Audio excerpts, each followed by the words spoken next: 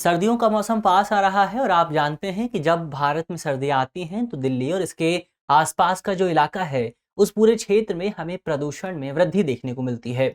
और इसी को ध्यान में रखते हुए सुप्रीम कोर्ट ने पटाखों को लेकर कुछ नए निर्देश जारी किए हैं। सुप्रीम कोर्ट का कहना है कि सुप्रीम कोर्ट के जो दिशा निर्देश है पटाखों को लेकर, वो निर्देश न केवल दिल्ली एनसीआर वाले इलाके में लागू होते हैं, बल्कि वो निर्देश भारत के सभी राज्यों में लागू होते हैं। तो भारत की सभी राज्यों की जो सरकारें हैं उन सरकारों के लिए अनिवार्य है कि वो सुप्रीम कोर्ट के निर्देशों का पालन करें। तो आज इस वीडियो में हम इसी विषय पर बात करेंगे कि आखिर सुप्रीम कोर्ट के निर्देश क्या हैं इस पूरे विषय को लेकर, ग्रीन क्रैकर्स क्या होते हैं, सुप्रीम कोर्ट ने किस तरह के निर्देश दिए हैं, क्रैकर्स को किस तरह से बनाया जाता है। तो इन्हीं तमाम चीज़ों को आज हम अपने सेशन में समझने की कोशिश करेंगे। तो चलिए वीडियो की शुरुआत करते हैं और सबसे पहले वीडियो की रूपरेखा को एक बार समझ लेते हैं। तो सबसे पहले हमने वीडियो में न्यूज़ यानी कि खबर की बात की। खबर को जानने के बाद हम ये जानेंगे कि पटाखों को लेकर सुप्रीम कोर्ट का क्या कहना है, एक बार उस पर बात करेंगे। इसके अलावा पटाखों का निर्माण किस तरह से किया जाता है और फिर एक कॉन्सेप्ट आता है ग्रीन क्रैकर्स का। तो हरित पटाखे क्या होते हैं, एक बार इसको भी समझेंगे और अंत में एक प्रश्न पर भी बात करेंगे। प्रश्न जो होगा वो प्रीलिम्स का है और आप कमेंट बॉक्स में इस प्रश्न के जवाब को शामिल कर सकते हैं, कमेंट बॉक्स में इसका जवाब दे सकते हैं। इसके अलावा ये जो पूरा विषय है मुख्य तौर पर सामान्य अध्ययन प्रश्न पत्र 3 से जुड़ा हुआ है और आप इसे पर्यावरण और जैव विविधता यानी कि बायोडाइवर्सिटी जैसे खंडों से जोड़कर देख सकते हैं। तो चलिए वीडियो की शुरुआत करते हैं और सबसे पहले सुप्रीम कोर्ट ने इस पूरे मामले को लेकर क्या कहा है। तो सुप्रीम कोर्ट के निर्देशों की बात करते हैं। तो सुप्रीम कोर्ट ने साल 2018 में हमारे देश की जो शीर्ष अदालत है उसने हमारे देश में ग्रीन क्रैकर्स को छोड़कर सभी तरह के जो दूसरे क्रैकर्स हैं उनके उत्पादन, उनके प्रोडक्शन और उनकी बिक्री पर रोक लगा दी थी। तो ये सुप्रीम कोर्ट ने निर्देश दिए थे 2018 में। क्या कहा था सुप्रीम कोर्ट ने अपने निर्देशों में, अपने डायरेक्शंस में? तो सुप्रीम कोर्ट ने कहा था सबसे पहले भारत में जो जॉइंट क्रैकर्स होते हैं, जैसे आपने देखा होगा कि कई पटाखे जो होते हैं उन्हें एक साथ जोड़कर तैयार किया जाता है, तो उस तरह के जो पटाखे हैं सुप्रीम कोर्ट ने सबसे पहले उन पर रोक लगाई थी।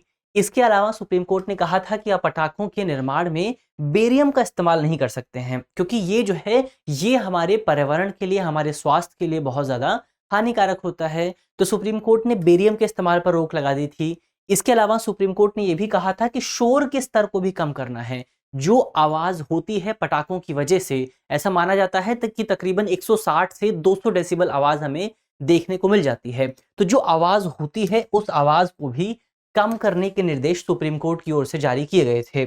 इसके अलावा 29 अक्टूबर 2021 को सुप्रीम कोर्ट ने अपने इन्हीं निर्देशों को अपनी डायरेक्शंस में दोहराया था, अपने एक निर्णय में दोहराया था कि सरकार को ये जो निर्देश हैं इन निर्देशों का पालन करना चाहिए। हालांकि बाद में भारत का जो क्रैकर्स एसोसिएशन है उसकी ओर से सुप्रीम कोर्ट में एक याचिका दायर की गई इन तमाम डायरेक्शंस को लेकर, और सुप्रीम कोर्ट ने इसी साल सितंबर 2023 में अपने डायरेक्शंस में कुछ बदलाव किए थे। सुप्रीम कोर्ट ने अपने निर्देशों में बदलाव करते हुए कहा था कि अब जो है आप पटाखों को जोड़कर उन्हें बना सकते हैं, यानी कि जॉइंट क्रैकर्स की अनुमति सुप्रीम कोर्ट ने दे दी थी। इसके अलावा सुप्रीम कोर्ट ने यह भी कहा था कि आप थोड़ा बहुत बेरियम का भी इस्तेमाल कर सकते हैं, उसके एक बेहतर संस्करण का, उसके एक बेहतर वर्जन का इस्तेमाल कर सकते हैं, उसमें थोड़ा बदलाव करके आप बेरियम का भी इस्तेमाल कर सकते हैं। हालांकि आवाज़ के मामले में सुप्रीम कोर्ट ने कोई भी नियम में बदलाव नहीं किया था। सुप्रीम कोर्ट का स्पष्ट तौर पर कहना था कि आवाज़ को कम करना ही होगा। तो ये सुप्रीम कोर्ट के निर्देशों की बात हुई। इनसे हम समझ सकते हैं कि भारत में जो फायर क्रैकर्स हैं, जो हरित क्रैकर्स नहीं हैं, जो ग्रीन क्रैकर्स नहीं हैं, उन पर प्रतिबंध लगाया गया है सुप्रीम कोर्ट की ओर से। अब यहाँ पर सवाल उठता है कि प्रतिबंध क्यों लगाया गया है? तो इसको समझने के लिए हमें ये समझना होगा कि भारत में जो फायर क्रैकर्स हैं उनका निर्माण किस तरह से किया जाता है, उनका प्रोडक्शन कैसे होता है। तो जब भारत में फायर क्रैकर्स का निर्माण होता है तो इसके लिए मुख्यतः 4 एलिमेंट्स का इस्तेमाल किया जाता है, 4 तत्वों का इस्तेमाल होता है। इसमें पहला तत्व है ऑक्सीडाइजर, इसके अलावा ईंधन, फ्यूल, इसके अलावा रंग भरने के लिए एक एजेंट होता है, फायरिंग एजेंट होता है, इसके अलावा एक बाइंडर होता है। तो जो ऑक्सीडाइजर है वो मुख्य तौर पर आग पकड़ने के काम आता है, वो आग लगाने के काम आता है। इसके अलावा जो ईंधन है, फ्यूल है, वो आग को बनाए रखने के काम आता है।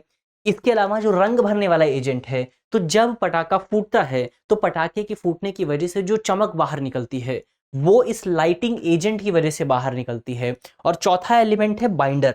बाइंडर क्या करता है? बाइंडर इन तमाम चीज़ों को आपस में, इस पूरे मिश्रण को आपस में एक साथ जोड़ कर रखता है। अब यहाँ पर समस्या कहाँ पर है? यहाँ पर जो समस्या आती है वो लाइटिंग एजेंट में आती है, क्योंकि जो लाइटिंग एजेंट होते हैं उसमें बहुत ज़्यादा हानिकारक तत्व मौजूद होते हैं।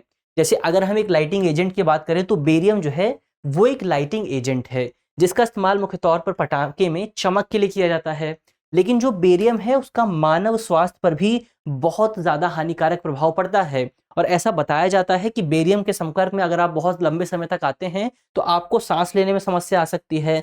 आपकी जो त्वचा है, जो स्किन है, उसमें कैंसर देखने, उसमें जो है आपको एलर्जी देखने को मिल सकती है, और कई लोग कैंसर का भी शिकार हो जाते हैं बेरियम के संपर्क में आने से। तो इसी वजह से बेरियम को इतना ज़्यादा खतरनाक माना जाता है। तो यही तमाम वजह है जिनकी वजह से सुप्रीम कोर्ट की ओर से फायर क्रैकर्स पर प्रतिबंध लगाया गया था।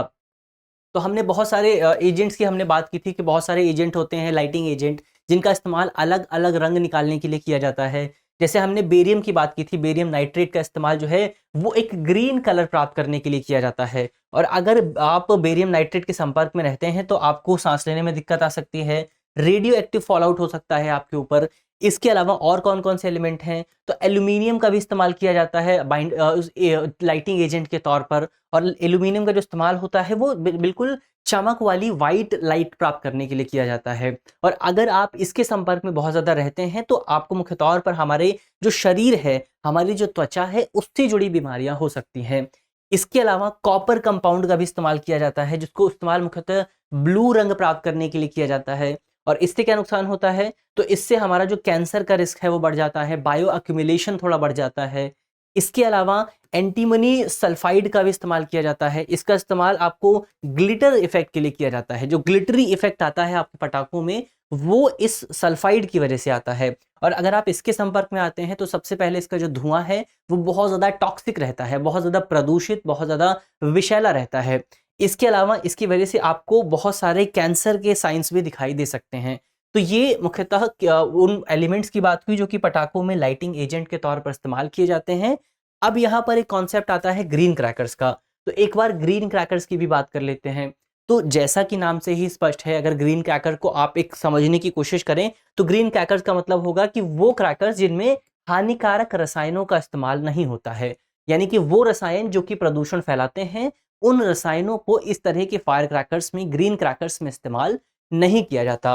तो इससे क्या होता है, इससे पटाखों में जो खतरनाक स्तर बना हुआ था वो खतरनाक स्तर कम हो जाता है। पटाखों को, जो हानिकारक पटाखे होते हैं उनमें जो तत्व मौजूद होता है वो तत्व भी कम हो जाते हैं। तो पटाखों से ओवरऑल जो नुकसान हमें हो रहा है वो नुकसान भी इस तरह के जो फायर क्रैकर्स हैं, जो ग्रीन क्रैकर्स हैं, उनकी वजह से कम किया जा सकता है। इसके अलावा इन क्रैकर्स की एक विशेषता ये भी होती है कि इसमें आपको जलवाष्प भी दिखाई देंगे, पानी के छोटे-छोटे डॉट्स दिखाई देंगे। ये जलवाष्प जो है जब बाहर निकलते हैं तो वहाँ इस पूरे क्रैकर की वजह से जो धूल पैदा हुई है, उस धूल को भी ज़मीन में सस्पेंड कर देते हैं। तो ये पार्टिकल सस्पेंडर के तौर पर, ये पॉल्यूशन सस्पेंडर के तौर पर भी काम करते हैं। पॉल्यूशन को दबा देते हैं। अब इन्हें बनाया कब गया था? तो इन्हें साल 2018 में वैज्ञानिक एवं औद्योगिक अनुसंधान परिषद यानी कि CSIR की टीम द्वारा बनाया गया था। किस कार्यक्रम के तहत बनाया गया था? तो इसको जो है राष्ट्रीय पर्यावरण एवं इंजीनियरिंग अनुसंधान संस्थान यानी कि NEERI द्वारा इस पूरे प्रोग्राम के तहत डिजाइन किया गया था। तो ये हमने इस पूरे पटाखों की बात कर ली कि ग्रीन क्रैकर्स क्या होते हैं। सबसे पहले हमने ये समझा कि सुप्रीम कोर्ट ने क्या निर्देश दिए हैं। इसके अलावा हमने ये भी बात की कि पटाखों में किस तरह के हानिकारक तत्व मौजूद होते हैं, और फिर हमने ये भी समझा कि इसको लेकर क्या अल्टरनेटिव इस्तेमाल किया जा सकता है। तो अल्टरनेटिव क्या है?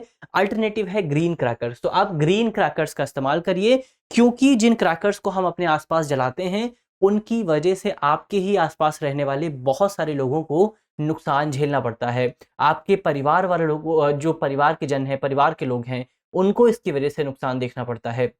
तो अपने आप पर थोड़ा कंट्रोल करिए, पटाखों को जलाने से रोकिए, अपने आसपास इसको लेकर जागरूकता फैलाइए कि पटाखों का कितना ज़्यादा नुकसान होता है, पटाखे हमारे स्वास्थ्य पर कितना ज़्यादा प्रभाव डालते हैं। तो ये आज के इस पूरे टॉपिक की बात हुई। अब हम अंत में एक सवाल की बात कर लेते हैं। सवाल जो है वो प्रीलिम्स का है और आप कमेंट बॉक्स में इस सवाल के जवाब को शामिल कर सकते हैं।